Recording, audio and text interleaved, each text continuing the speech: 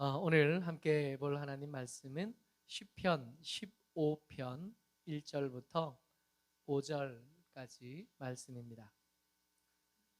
시편 15편 1절부터 5절까지 말씀을 같이 읽겠습니다. 같이 읽죠. 시작. 여호와여, 주의 장막에 머무를 자 누구 오며 주의 성산에 사는 자 누구 오니이까? 정직하게 행하며 공의를 실천하며 그의 마음에 진실을 말하며 그의 혀로 남을 허물하지 아니하고 그의 이웃에게 악을 행하지 아니하며 그의 이웃을 비방하지 아니하며 그의 눈은 망령된 자를 멸시하며 여호와를 두려워하는 자들을 존대하며 그의 마음에 서원한 것은 해로울지라도 변하지 아니하며 이자를 받으려고 돈을 꾸어주지 아니하며 뇌물을 받고 무죄한 자를 해하지 아니하는 자이니 이런 일을 행하는 자는 영원히 흔들리지 아니하리라. 아멘. 시인이 질문합니다. 하나님께 질문하는데, 하나님, 어떻게 하면 주의 성막에 머무를 수 있고 주의 성산에 살 수 있습니까? 하고 질문해요. 그러니까 시편 15편을 읽을 때 이것을 염두에 두고, 이 시인의 질문을 염두에 두고 뒤에 것을 읽어야 오해가 생기지 않습니다. 말씀 같이 읽지요. 1절입니다. 시작. 여호와여, 주의 장막에 머무를 자 누구 오며 주의 성산에 사는 자 누구 오니까? 주의 장막 그러면 떠오르는 것은 광야에서 모세가 하나님으로부터 받아서 지어드렸던 성막이 기억나죠? 이 성막은 성막이라고 불리기도 하고 회막이라고 불리기도 했습니다. 하나님의 임재 가운데 하나님의 백성들이 모여서 예배하고 하나님 앞에 속죄하고 하나님 앞에 감사하고 하나님의 은혜를 구하기도 하던 장소, 주의 성막이었습니다. 이 성막은 솔로몬의 성전이 완성되게 되면서 성막에서 이제 성전으로 대체되게 되는데, 이 솔로몬의 성전이 있었던 곳이 시온이라고 하는 예루살렘 가운데서 조금 더 높은 곳이었어. 그래서 거기를 성산으로 이렇게 부르기도 합니다. 그러니까 주의 성막에 머무르는 자 누구냐 하면 예배자인 거죠.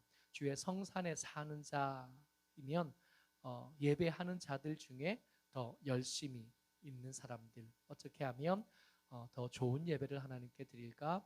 어떻게 하면 더 합당한 예배로 하나님 앞에 드리겠나 하고 하나님께 질문해 본 겁니다. 모쪼록 오늘 말씀을 나누는 중에 저와 여러분들, 오늘 함께 하신 분들도, 그리고 영상으로 함께 예배하시는 분들 모두가 하나님 앞에 더 좋은 예배자로, 하나님 앞에 하나님을 더 기쁘시게 하는 자, 하나님을 더 온전하게 예배하는 예배자로 세워지게 되시기를 주의 이름으로 축복합니다. 예배 인도자로 살아온 시간들이 점점 길어지면서 이제 자꾸 이게 눈이 이게 시선이 이렇게 흔들리는 것들을 경험하게 돼요. 찬양하는 사람이 찬양은 열심히 하는데 정작 예배가 본격적으로 시작된 때에 시선이 산만해지는 것을 보고요. 설교자가 자기 설교에 너무 집중하다 보니까 설교 외에도 예배에는 여러 가지 순서들이 있잖아요. 찬양하고 기도하고 봉헌하고 주의 임재를 기대하고 하는 여러 순서들이 있는데 그 순서에서는 산만해지는 거예요. 네. 예배에 더 익숙해지고 예배에 더 능숙한 사람들이 시선이 산만해지는 것들을 때때로 보게 되고 또 경험하게 되는 것 같습니다. 우리 가운데 이 시인의 질문이 우리 가운데서도 마음속에 뚜렷하게 새겨져 있게 되시기를 주의 이름으로 부탁을 드려요. 좋은 예배자가 되는 것이 목적입니다. 이 세상에 우리가 살아가면서 여러 가지 것들을 하는데 이유가 뭐냐 하면 더 좋은 예배자가 되기 위해서예요. 하나님께 물어봤습니다. 하나님, 누가 더 좋은 예배자입니까? 어떻게 하면 주의 성막에 머무를 수 있고 어떻게 하면 주의 성산에 머무를 수 있겠습니까? 어떻게 하면 더 좋은 예배로 하나님 앞에 설 수 있겠고 하나님 앞에 드릴 수 있겠습니까? 그리고 질문하고 대답을 동시에 같이 해요. 어떤 사람이 더 좋은 예배자가 되느냐 하면 2절에 같이 읽습니다. 시작. 정직하게 행하며 공의를 실천하며 그의 마음에 진실을 말하며. 세 가지가 기본입니다. 세 가지가 기본인데 첫 번째, 정직한 사람이 좋은 예배자가 될 가능성이 생겨나는. 두 번째, 공의를 행하는 사람이 좋은 예배자가 될 가능성이 생기는 겁니다. 밖에서 거짓말하고 다니고 밖에서 악한 사람으로 살고 밖에서 함부로 살다가 하나님 앞에 와서 하나님 다 같이 회개하니까 회개한 다음에 하나님 우리를 용서해 주십시오. 용납해 주십시오. 그런 다음에 예배하면 헌금 많이 하면 음정 박자 잘 맞춰서 찬양하면 깨끗한 옷 입고 와서 예배하면 좋은 예배자가 되느냐? 그렇지 않다고 얘기하시는, 그거 아니라고 말씀하시는 겁니다. 정직하게 사는 사람이 좋은 예배자가 될 가능성이 생긴 거고 주의 의로운 것들을 배워서 그것을 실천하는 사람이 좋은 예배자가 될 가능성이 생기는 것고 그 마음에 진실을 말하는 사람이 좋은 예배자가 될 가능성이 생기는 겁니다. 실천 과제들이 등장하는데 먼저 말, 우리 삶에 진짜 많은 부분들을 차지하고 덕을 쌓기도 하고 그 뜻을 덕을 무너뜨리기도 하는 말에 관해서 좋은 예배자가 되려면 어떤 말하고 살아야 되냐 하면 3절이요. 같이 읽습니다. 시작. 그의 혀로 남을 허물하지 아니하고 그의 이웃에게 악을 행하지 아니하며 그의 이웃을 비방하지 아니하며. 아멘. 좋은 예배자는 예배 준비는 그러니까 언제 시작하는 거예요? 아침에 눈 뜨고 말을 시작하면서 예배 준비가 시작되는 겁니다. 거기서 함부로 말하는 것, 허물하고 그리고 악을 행하고 그리고 비방하는 말을 하며 살면서는 예배 준비가 될 수 없는, 예배 준비는 이미 우리가 입을 열고 말하면서 시작된 건데 그 시작된 것 가운데 남의 약점들을 들추어내는 말들을 조심하지 않으면 좋은 예배자 될 수 없는 거예요. 이웃을 해롭게 하고 이웃을 손해보게 하면서 살면서 예배하며 나올 때 그 예배는 좋은 예배가 될 수 없는 거예요. 이웃을 비방하면서 사는 것 가지고는 좋은 예배가 될 수 없는 것이죠. 이제 한 단계 넘어가서 가치관의 이야기로 넘어갑니다. 4절이요. 시작. 그의 눈은 망령된 자를 멸시하며 여호와를 두려워하는 자들을 존대하며 그의 마음에 서원한 것은 해로울지라도 변하지 아니하며. 우리가 존경하는 사람, 우리가 좋아하는 사람들은 돈 많은 사람들이잖아요. 힘을 더 많이 가진 사람. 한 걸음 더 가면 우리에게 호의를 가진 사람, 우리를 도와줄 호의가 있는 사람, 또 한 걸음 더 가면 내 편이 된 사람들을 우리가 좋아하는데 그러면 안 된대요. 내 편일 수 있지만, 나를 도와줄 호의가 있지만, 그리고 나를 도와줄 수 있는 능력이 있지만 그 사람이 하나님 보시기에 망령된 자라면 그 사람과 한편 되기를 거절할 줄 알아야 좋은 예배자가 될 수 있답니다. 여호와를 두려워하는 자들을 존대하며, 나하고 성향이 맞지 않아도, 나하고 쉽게 어울릴 수 없는 다른 성향을 가진 사람이라 할지라도, 나하고 사이가 별로 안 좋을지라도 그가 여호와를 두려워할 줄 아는 사람이라면 그 사람을 귀하게 여길 줄 아는 것이 좋은 예배자 되는 준비라는 겁니다. 그리고 그의 마음에 서원한 것은 해로울지라도 변하지 아니하며. 하기로 결정한 거 있잖아요. 하나님하고 약속한 거, 하나님하고 결정하고 하나님의 말씀, 하나님의 임재를 두고 생각하고 약속하고 서운했던 것들, 때때로 그게 상황이 변하고 형편이 변하고 나면 이거 계속 해야 되나, 이제 끝난 거 아닌가, 이제 그만했으면 좋겠다는 생각 참 많이 드는데 그럴 때 좀 손해가 되더라도 그 약속을 지키는 것. 왜냐하면 하나님은 우리에게 우리의 약속을, 우리도 지키지 않는 우리와 하신 약속을 지키기 위해서 온갖 것들을 다 하시는 분이시고, 그 하나님 앞에 예배하면서 약속을 지키지 않는 사람으로 그 앞에 설 수 없으니까 서운한 것은 혹 손해가 될지라도 지키는 사람, 그 사람이 좋은 예배자가 된답니다. 한 걸음 더 가요. 이제 경제적인 측면의 이야기가 나와요. 5절입니다. 시작. 이자를 받으려고 돈을 꾸어주지 아니하며 뇌물을 받고 무죄한 자를 해하지 아니하는 자이니 이 사람이 주의 장막에 머무르는 자가 되고 주의 성산에 사는 자가 된답니다. 경제적인 이야기들이 힘들어요. 어제 교제하던 목사님들 몇 분하고 잠깐 만났어요. 그래서 저녁 식사 같이 하고 이제 목사님 한 분이 개척 준비하시면서 건물을 이렇게 구하셨대요. 그래서 가서 보고 싶었어요. 4층에 있는 교회인데 식사를 하고 교회 이렇게 올라가서 문을 열고 딱 들어갔는데 아이고야 하는 생각이 공간은 우리 교회만큼 넓어요. 근데 그게 여러 개로 갈라져 있고 물이 새서 이렇게 곰팡이가 한쪽에 이렇게 쓸어 있고 아야 어쩌겠나 하는 생각들이 들더라고요. 제일 먼저 드는 생각이 야 여기 돈이 얼마나 들어야 되겠나 하는 생각들이 들고 야 여기를 어떻게 하지 하는 생각들을 참 많이 하면서 지나갔습니다. 결국 무슨 생각하냐면 돈 생각하더라고요. 돈 생각. 믿음으로 그것을 바라보는 게 아니라 이 목사님은 그 건물을 구해놓고는 그 장소를 구해놓고는 계약을 하고는 좋아가지고 집에도 못 갔대요. 이게 낮에 다른 일 하시고 저녁에 준비 개척해야 되니까 예배를 드려야 되니까 준비하고 청소하고 페인트 칠하고 이렇게 하는 중에 사모님이 새벽 2시가 돼서 집에 안 오니까 목사님 뭐 하고요? 빨리 오라고. 아니 조금만 더 하고 가겠다고. 낮엔 다른 일 해야 되니까 다른 시간이 없으니까. 너무 좋은데 그 목사님은 너무 좋은데 같이 가서 이제 보고는 아이고야 싶은 제가 있으면 그거 절대로 계약 안 했을 것 같은데 결국엔 돈 때문에 그 목사님이 가졌던 감동에는 답답함이 느껴지는 거죠. 결국 돈 얘기더라고요. 이자를 받으려고 돈을 꾸어주지 아니하려면 돈에는 좀 마음이 이렇게 내려놓아지지 않으면 이거 안 되겠는 거 아니에요?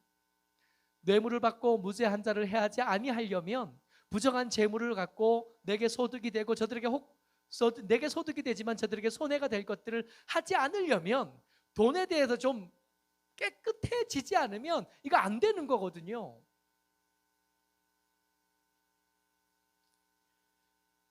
말씀을 준비하면서 제가 말에 대해서 가치관에 대해서 경제에 대해서 기준은 정직하고 공의를 행하고 거짓말하지 않고 이렇게 하면 좋은 예배자가 된대요. 하나님께서 이 일을 잘하면 참 어려운 것 같은데 이 일을 잘하면 보상을 주시겠답니다. 그 보상이 너무 좋아요. 같이요. 시작. 이런 일을 행하는 자는 영원히 흔들리지 아니하리이다. 여러분 영원히 흔들리지 않는 거요. 흔들리지 않는 거. 경제 문제, 돈 얘기에 흔들리지 않는 거. 건강 문제에 흔들리지 않는 거. 관계의 문제에 흔들리지 않는 거. 내 삶의 형편의 문제에 흔들리지 않는 거.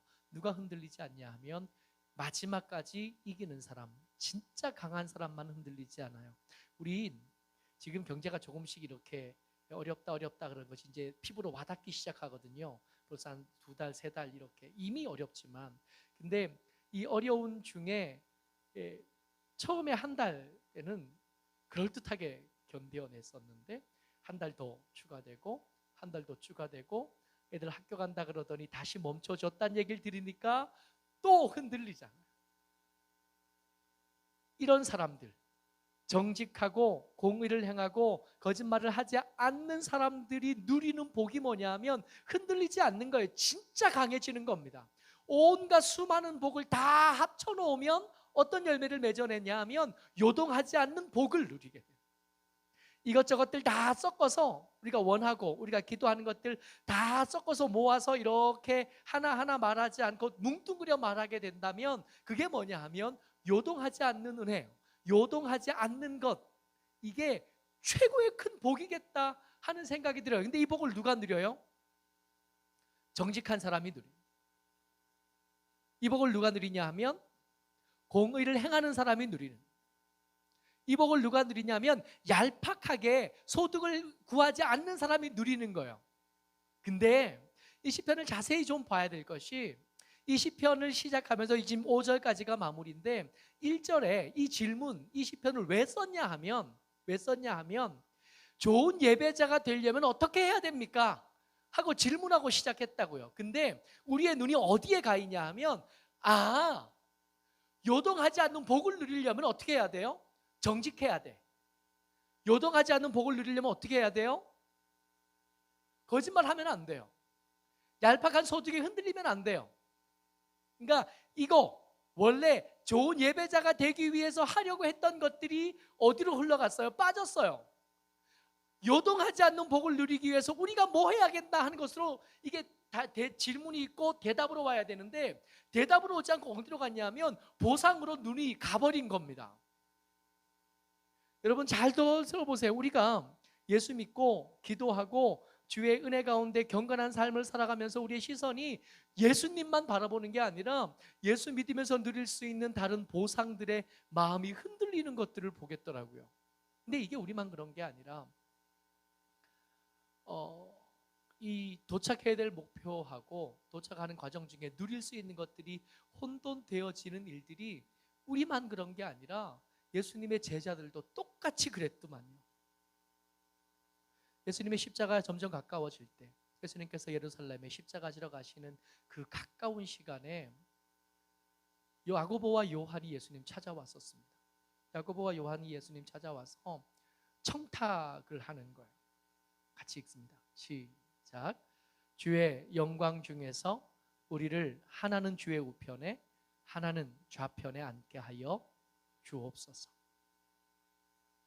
지금 예수님이 십자가에 조금씩 가까워지고 예루살렘에 조금씩 가까워지니까 뭐가 될 것 같아요? 예수님 말씀하셨던 하나님의 나라가 진짜 눈앞에 만들어질 것 같아요. 이제 곧 될 것 같아요. 그동안 경쟁하고 있던 베드로하고 경쟁이 조금 치열해지는 중에 베드로가 조금 앞서간 것처럼 보였거든요. 그러니까 야고보와 요한이 불안했어요. 이러다가 첫째 자리를 빼앗길 것 같아요.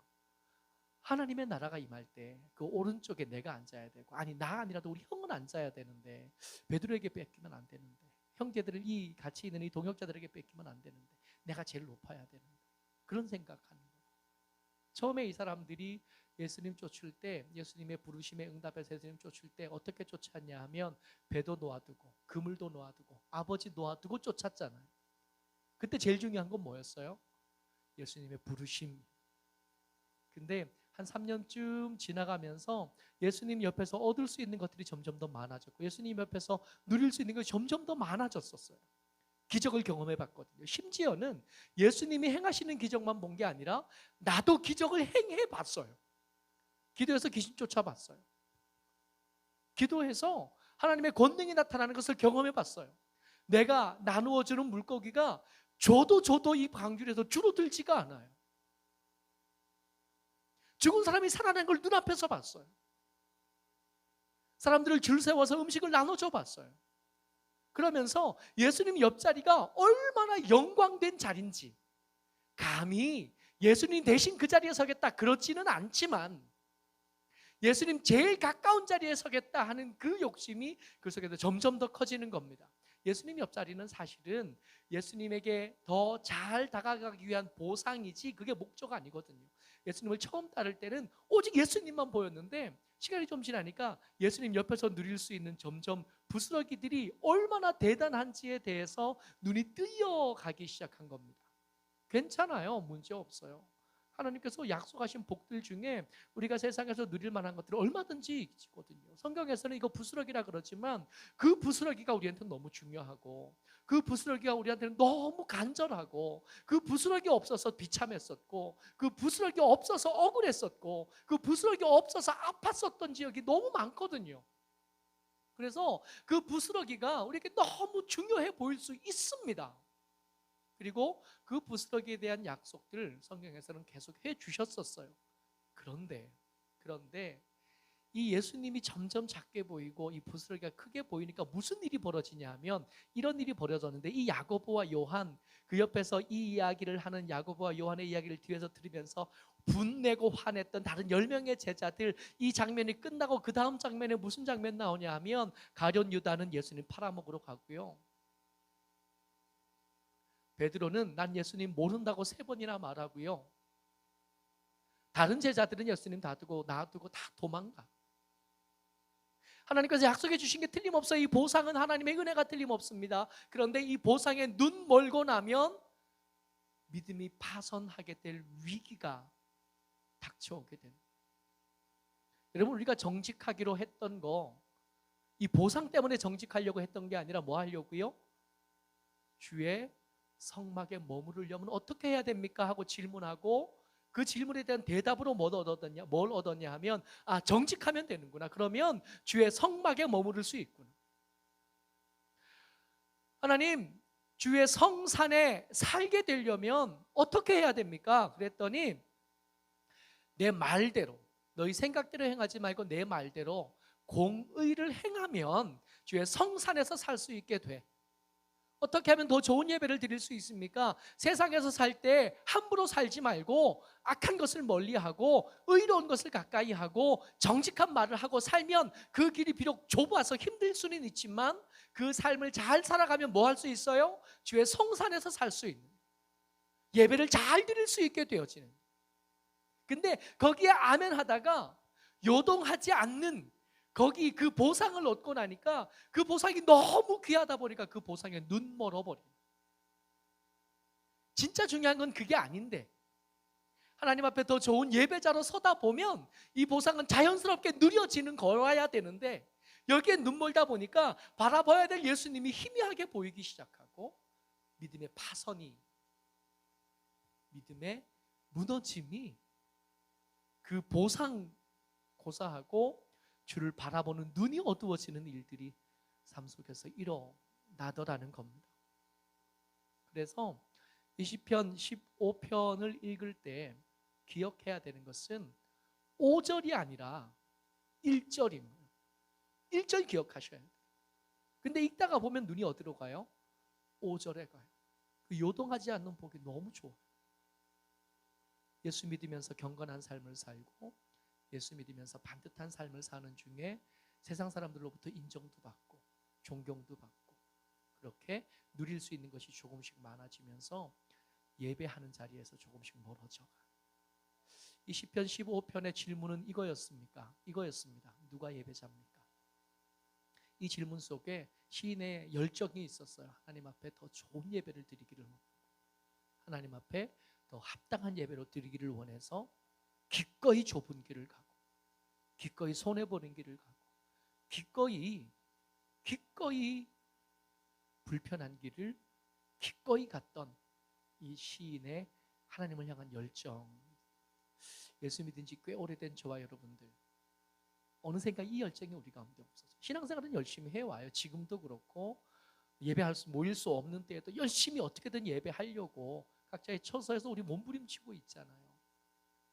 신앙생활은 잘하고 있어요. 그런데 어느샌가 하나님을 바라보고 예배자로 하나님 앞에 서는 일들에 조금씩 이 보상에 눈멀어지는 일들이 우리 가운데 혹시 있지 않나. 시편 15편 읽고 묵상하시면서 스스로를 점검할 수 있는 하나님 앞에 더 아름다운 예배자로 세워지는 저와 여러분 되시기를 주의 이름으로 축복합니다. 아멘.